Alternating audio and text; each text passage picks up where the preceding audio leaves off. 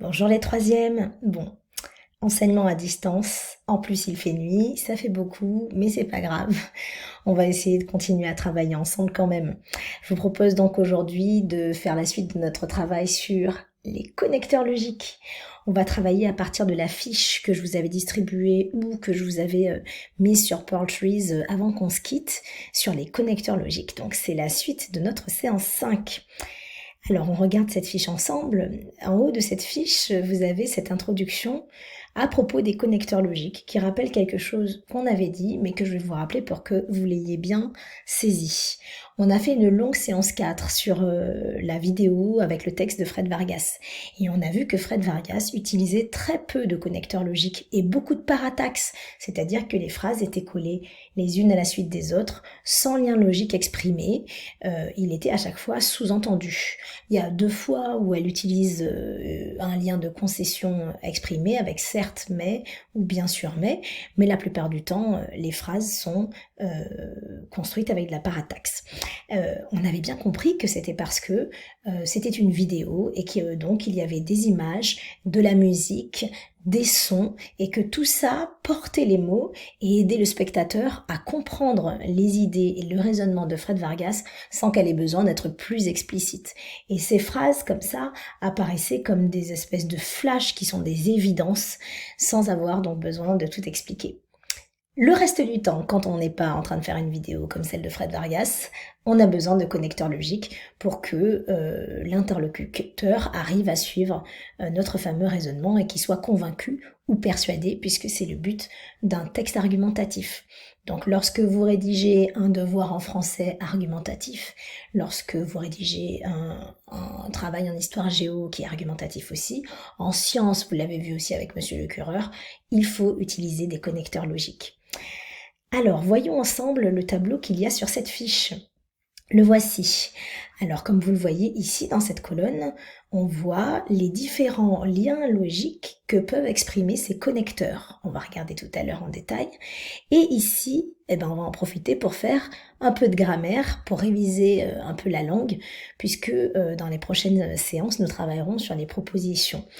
Donc, on va regarder ça tout à l'heure. Tout d'abord, on va s'intéresser aux liens logiques que l'on peut exprimer. Lien logique important, l'addition. Vous l'avez compris, donc quand vous voulez ajouter un nouvel argument, on commence par tout d'abord, d'une part, premièrement, et puis ensuite, de plus, par ailleurs, en outre, de surcroît, et jusqu'à enfin. Ça permet de montrer à chaque fois qu'il y a un nouvel argument. Autre lien logique aussi, la conclusion à la fin, en bref, etc. Vous regarderez dans le tableau, on a aussi des connecteurs logiques pour cela. On peut exprimer la conséquence avec c'est pourquoi, par conséquent. On peut également exprimer la cause avec car, parce que, puisque.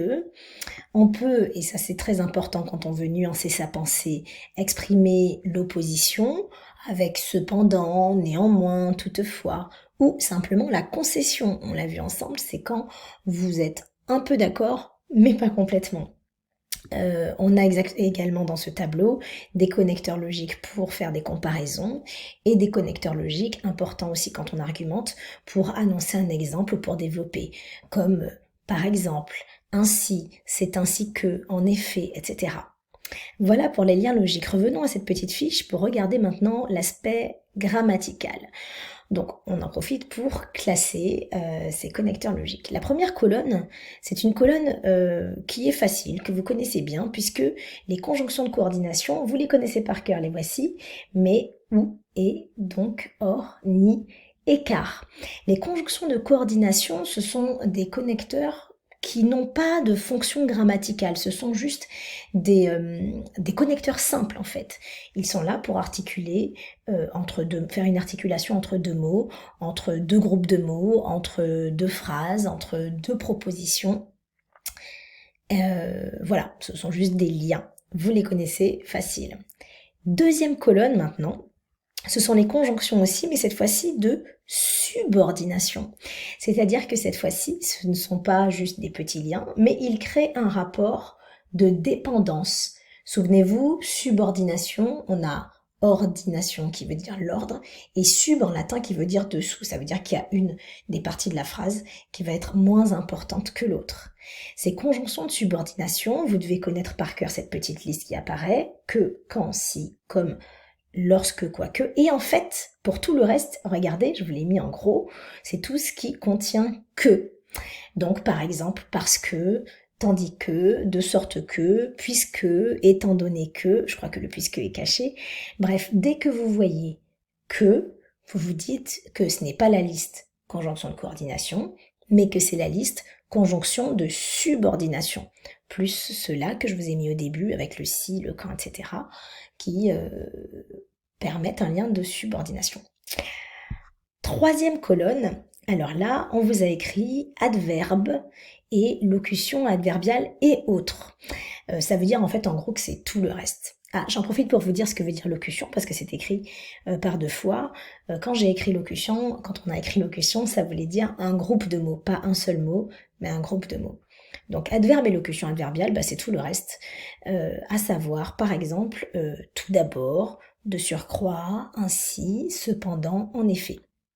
Donc à retenir avec ce tableau les différents liens logiques, surtout addition, opposition, cause, conséquence, concession et annoncer un exemple. Ce sont les plus importants quand on argumente. Et à retenir ces fameuses trois colonnes, conjonction de coordination à savoir par cœur, de subordination et tout le reste dont adverbe et locution adverbiale. Normalement, maintenant que vous connaissez ça, je mettrai, d'ailleurs je crois que je remettrai le document avec du fluo sur les expressions, les connecteurs logiques, pardon, qui sont les plus soutenus et qui sont les plus efficaces dans une argumentation. Mais une fois que j'aurai fait tout ça, vous allez faire un petit caout que je vais vous poster pour vous entraîner à dire tout de suite très rapidement quel lien logique est exprimé et quelle est la classe grammaticale du connecteur logique. Ensuite, je vous mettrai aussi un exercice où il faudra analyser des phrases de façon un peu plus approfondie. Bon travail!